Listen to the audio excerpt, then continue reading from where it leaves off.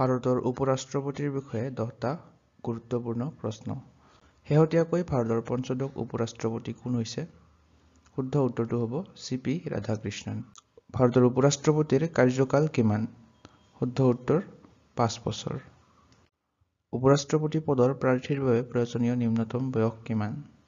শুদ্ধ উত্তৰ 35 বছৰ। ৰাজ্যসভাৰ অধ্যক্ষ কোন? শুদ্ধ উত্তৰ ভাৰতৰ উপৰাষ্ট্ৰপতি।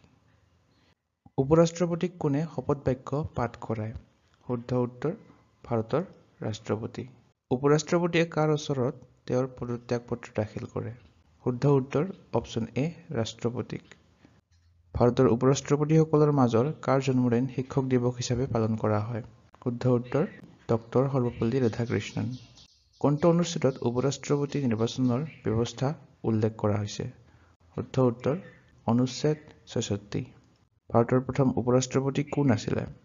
শুদ্ধ উত্তৰ ডক্টৰ সৰ্বপল্লী ৰাধাকৃষ্ণন। 10 নম্বৰ প্ৰশ্ন, ভাৰতৰ চতুৰ্দশ উপৰাষ্ট্ৰপতি কোন আছিলে? তো ইয়াৰে শুদ্ধ উত্তৰটো কি হয় আপোনালোকে কমেণ্ট কৰি জনাব।